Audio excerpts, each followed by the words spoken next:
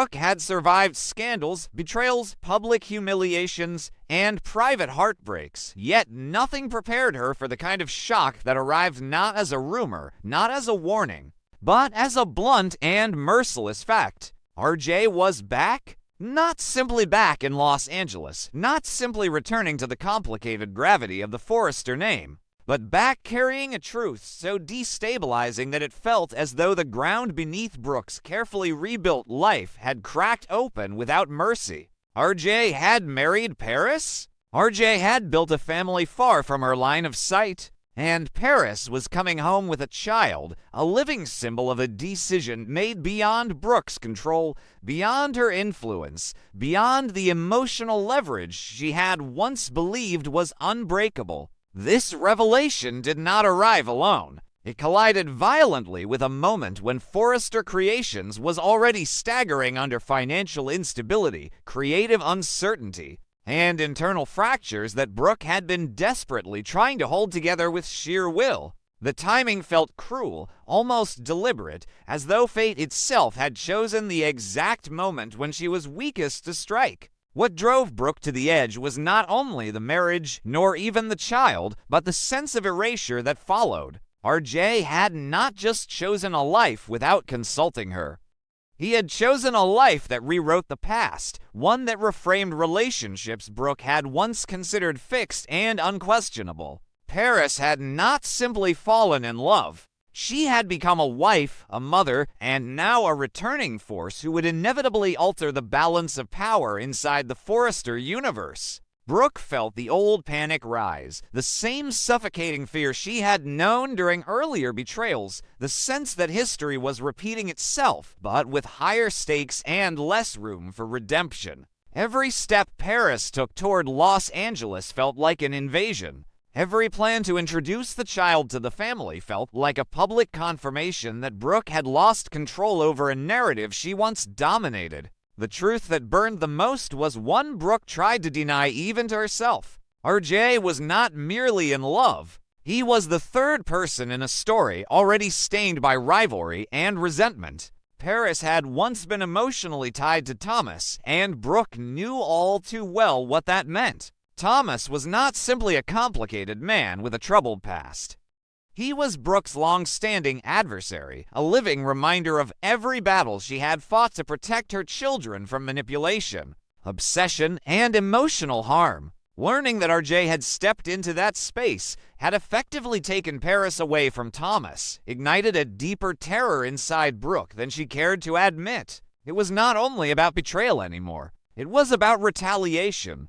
Thomas was not known for forgiveness when he felt wronged, and the idea that RJ had unknowingly positioned himself as a target in Thomas's long memory of grievances sent a cold, paralyzing fear through Brooke's chest. Brooke's thoughts spiraled relentlessly as she tried to make sense of the moral chaos before her. She loved her son. That truth was absolute and unshakable. But she also knew the cost of crossing Thomas, knew how vengeance in this family rarely arrived loudly at first, preferring to grow quietly in shadows until it was too late to stop.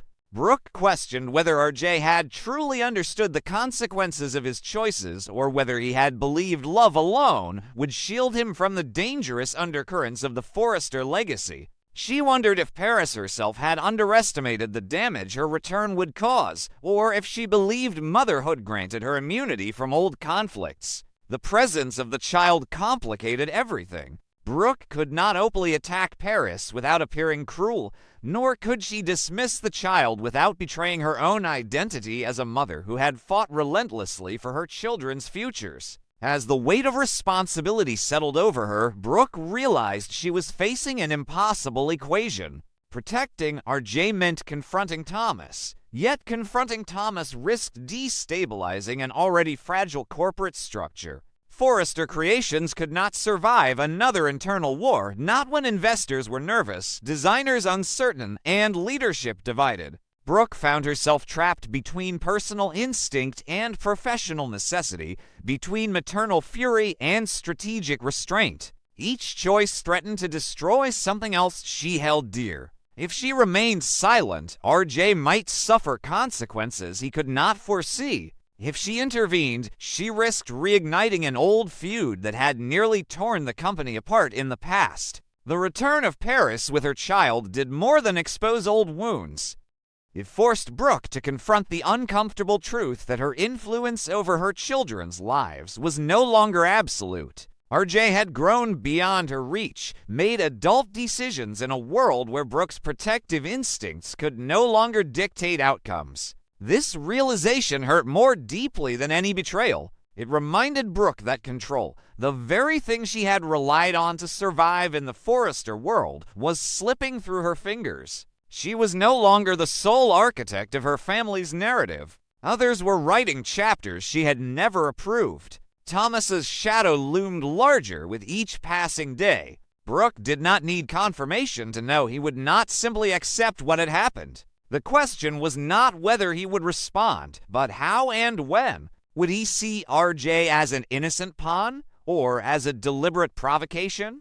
Would he blame Paris for choosing stability over obsession, or would he direct his anger toward Brooke herself, believing she had failed yet again to keep her children out of his orbit? Brooke knew Thomas's mind well enough to understand that silence from him was often more dangerous than open hostility. It meant calculation. It meant planning. In private moments, Brooke wrestled with guilt she refused to voice aloud. Had her own history with Thomas somehow paved the way for this catastrophe? Had years of conflict, suspicion, and control created an environment where her children felt compelled to seek freedom in the most dangerous ways possible? RJ's marriage felt like both a declaration of independence and an unconscious act of rebellion, a choice that rejected Brooke's authority in favor of a life shaped by passion rather than caution. That realization cut deeply, forcing Brooke to confront the possibility that love alone was no longer enough to keep her family intact. As Paris prepared to return, Brooke understood that nothing would ever be the same. The Forrester estate would no longer be a place of familiar tensions, but a battlefield where innocence, ambition, resentment, and fear collided. The child represented hope, continuity, and vulnerability all at once, a reminder that future generations would inherit the consequences of today's decisions. Brooke's role was no longer clear. She was not just a mother, not just a businesswoman, not just a rival. She was a guardian of fragile peace in a world that thrived on chaos. What haunted Brooke most was the uncertainty. There was no clear villain, no singular betrayal she could confront and defeat. RJ had followed his heart. Paris had chosen a life that offered security and love. Thomas had been wounded yet again, though whether by accident or design remained unclear. Brooke stood at the center of this storm, forced to decide whether she would fight, negotiate, or retreat. None of the options promised safety. All of them carried the risk of irreversible loss. In the end, Brooke realized that the greatest danger was not Thomas's anger, nor Paris's return, nor even the fragile state of Forrester creations. The greatest danger was the moment she might hesitate. In a family defined by power struggles and emotional warfare, hesitation could be fatal. Whatever path Brooke chose next would define not only her relationship with RJ, but the future balance of the entire Forrester dynasty. And as she faced the approaching confrontation, one truth became terrifyingly clear. Love might have started this war, but only strategy would determine who survived it. Brooke began to understand that the danger she was facing was no longer confined to her personal life, nor even to the emotional fallout of RJ and Paris returning with a child that symbolized a future she had not planned. The threat was expanding, quietly and methodically, into the very foundation of Forrester Creations itself.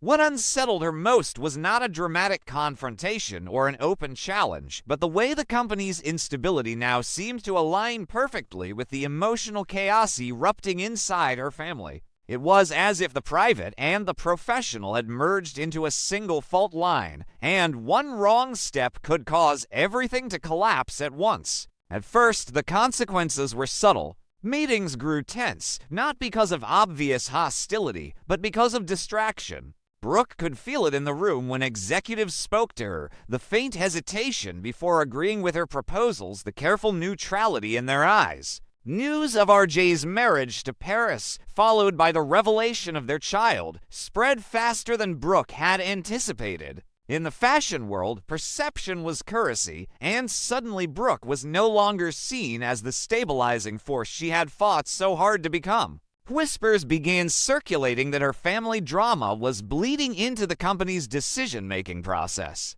Investors did not ask questions directly, but their concerns were clear in the way funding discussions stalled and commitments became conditional. What Brooke feared most slowly became undeniable. RJ's return was not being interpreted as a simple family reunion, but as a destabilizing variable. He was no longer just Brooke's son, he was now Paris's husband, the man who had chosen a future that intersected dangerously with unresolved rivalries inside the Forrester legacy. Paris herself, once admired for her professionalism and emotional restraint, was now viewed through a more complicated lens. Her relationship with Thomas, her departure, and her sudden return as a wife and mother raised uncomfortable questions about loyalty, influence, and timing. The board did not need to say it aloud for Brooke to understand what they were thinking. Family entanglements had ruined empires before. Forrester Creations could not afford another internal implosion.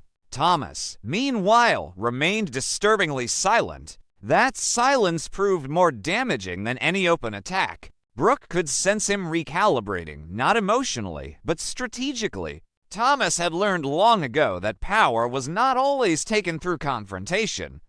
Sometimes it was reclaimed through patience and precision. He understood the board's fears, understood how quickly confidence could erode when leadership appeared compromised. Brooke began to realize that Thomas did not need to directly challenge her authority. All he had to do was allow doubt to grow, allow others to question whether Brooke's judgment could remain objective while her son and his wife stood at the center of a growing controversy. The child changed everything. Publicly, the baby represented hope, continuity, and the next generation of the Forrester name. Privately, it became a leverage point. Brooke saw it clearly now. Any decision she made regarding RJ or Paris could be interpreted as favoritism. Any attempt to distance herself could be seen as emotional instability. She was trapped in a paradox where action and inaction were equally dangerous. The board began discussing the importance of clear boundaries between family and company, a phrase Brooke had heard before, usually right before power shifted hands.